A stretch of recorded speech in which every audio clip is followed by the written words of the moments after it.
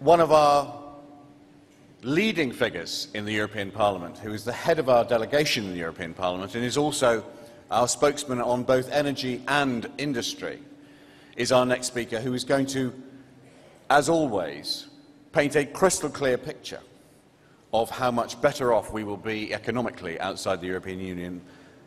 Ladies and gentlemen, please welcome Roger Helmer.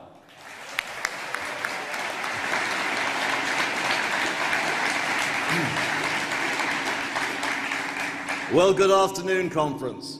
And can I say, first of all, how proud I am to be sharing this platform not only with our party chairman, but with three of our new generation of UKIP MEPs.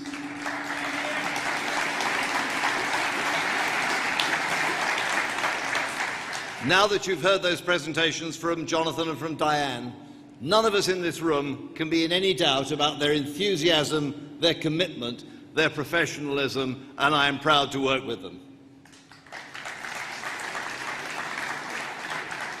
Now, I'd like to share with you something that I've learned in my 16 years in Brussels and Strasbourg, and it's this.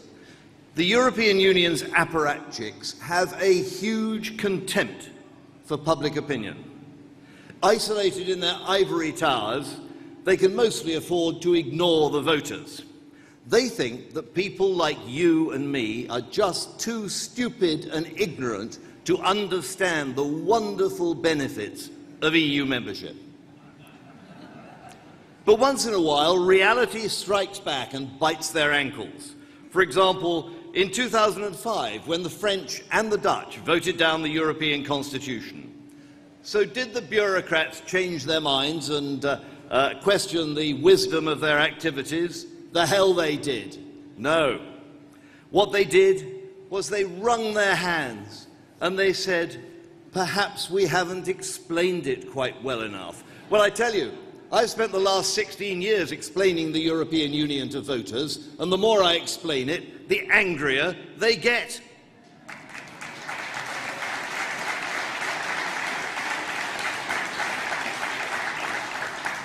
But now at last, conference, we're facing the upcoming referendum, and it is the opportunity of a lifetime. So I am going to change the habits of a lifetime. Because for 16 years I've been telling the British people what is wrong with the European Union. But now I believe it's time for a change.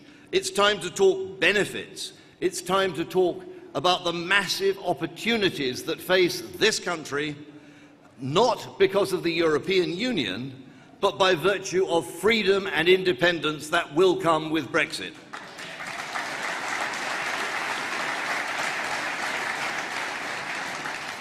And nowhere are these benefits clearer than in my specialist subject of energy. For 3 years now, as UKIP's energy spokesman, I've been setting out a plan to deliver secure and affordable energy. And while we in UKIP have a consistent policy to deliver that objective, strangely enough, other parties don't. Alex Salmond of the Scottish Nationalists wants to finance an independent Scotland on the back of North Sea gas and oil. But he also wants 100% green electricity by 2025. Jeremy Corbyn, we've heard a bit about Jeremy Corbyn today, haven't we? Jeremy Corbyn talks about reopening the coal mines, but he actually wants carbon-free electricity by 2030. And bear in mind that coal currently delivers about 30% of UK electricity. In any case, we in UKIP can't implement our plan while we're still in the EU, because we're hogtied by EU policy on climate and on emissions. So the positive message for Brexit is simply this. After Brexit, we'll be free to implement a rational energy policy that can deliver the secure and affordable energy we so desperately need.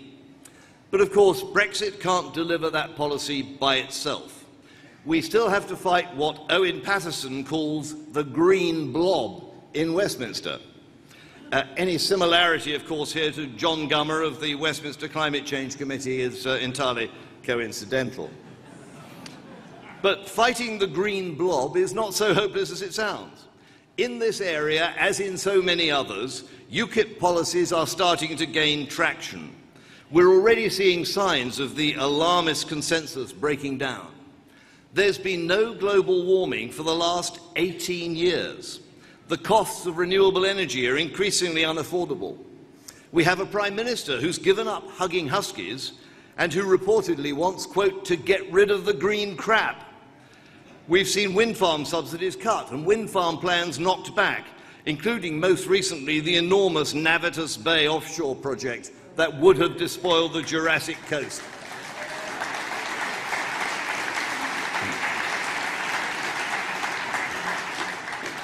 Now, Amber Rudd, described as Secretary of State for Climate Change and Energy, came into office last year with ambitious plans to cover the nation's roofs with solar panels.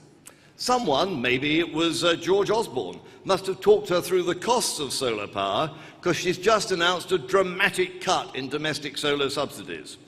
As I recently tweeted, not so green.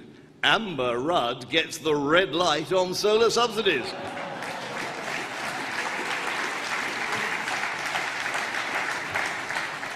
More generally, there's a recognition that the assumptions behind the rise of renewables were just plain wrong. We were warned of the threat of peak oil, which was predicted to be happening about now. But instead of that, we see a world awash with new oil and gas fields. Of course, fossil fuels are finite and will eventually be exhausted. But that day is so far off in the future, it has no bearing at all in today's policy debates. We need to be worrying about pensioners with hypothermia today.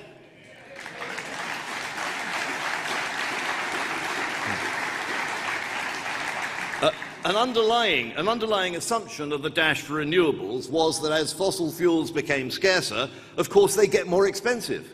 In fact, the reverse has happened. We've all seen what's happened to oil prices recently. And in the USA, gas prices have dropped by 2/3 as a result of the shale gas revolution. With Brexit, we can sweep away the threat to our security of supply. We can exploit indigenous coal and gas resources. We can eliminate our overdependence on renewables. But stuck with EU rules, as we are today, serious industry commentators are fearful of blackouts by the winter of 2016. Under the terms of the EU's Large Combustion Plant Directive, we've seen a series of coal plant closures with consequent job losses and threats to generating capacity. Kingsnorth in Kent, Longannet in Scotland, Eggborough in Yorkshire, Ferrybridge not far behind.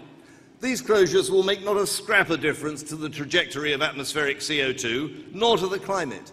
There are reportedly 1,200 new coal-fired power stations in the global pipeline, including, surprisingly, a couple of dozen in uber-green Germany.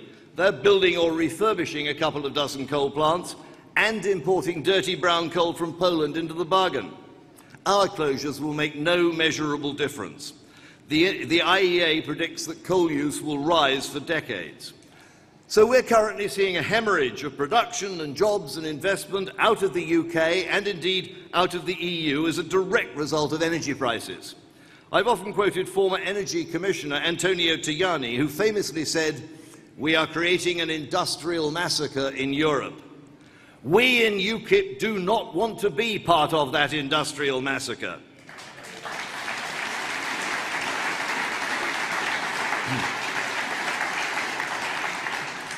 You've heard me talk before about energy-intensive businesses. Recently, we've been losing steel companies. Tata Steel cut 500 jobs in Northumberland. It's mothballing its steel at Llanwern in Wales. 700 jobs are at risk at the steel plant in Rotherham. This affects Bill Etheridge, by the way. I don't know if he's in the hall at the moment, but there are knock-on job losses at Tata's plant at Wednesbury in the Black Country.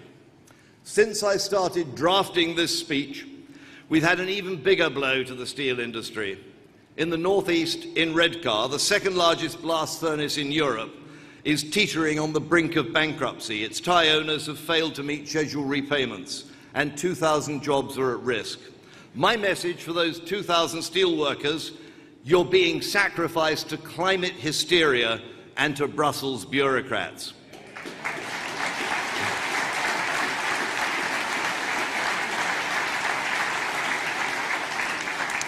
We've lost several aluminium smelters like Anglesey Aluminium in Wales and Alcan Linemouth in Northumberland. It's the same with petroleum refineries. But Petroplus closed Teesside in 2009 and Corrigan in 2012. Merco closed Milford Haven in 2014. And research commissioned and published by the British government shows that petroleum refined overseas involves 35% more CO2 emissions per unit than in UK refineries. According to Jim Ratcliffe, the CEO of INEOS, the chemicals giant, 22 chemicals plants in the UK have closed since 2009, and he says that unless we resolve the energy price issue, there'll be no chemical industry left in Europe in 10 years' time. And remember, they use gas not only for energy but also as a feedstock. The list goes on: glass, cement, paper. All these industries, all these jobs are under threat from energy prices. Across Europe, there are increasing worries about the costs of renewables. Denmark is scaling back climate emissions targets, which are proving just too expensive to deliver. In Germany, Der Spiegel reports that the German renewables business is in crisis. But despite these concerns, you can bet that the EU will cling doggedly to its perverse policies for years to come. The good news is that with Brexit, we can stop the hemorrhage. We can keep those jobs here at home. We can reverse the tide so that industry and jobs and investment come back to Britain. That means that outside the EU, we in Britain will have a dramatic competitive advantage compared to the rest of Europe when it comes to inward investment. In fact, Britain, after Brexit, will become the manufacturing capital of Europe.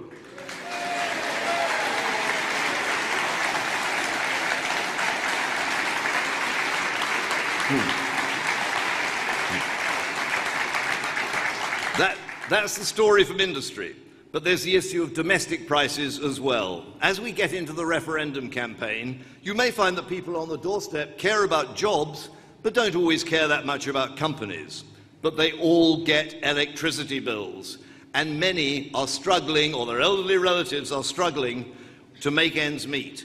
For them, Brexit means lower energy bills that they so desperately need. That is the positive message of Brexit for the voters of Britain. Lower domestic bills, more jobs, more investment, more growth, more prosperity. Not a bad prospectus.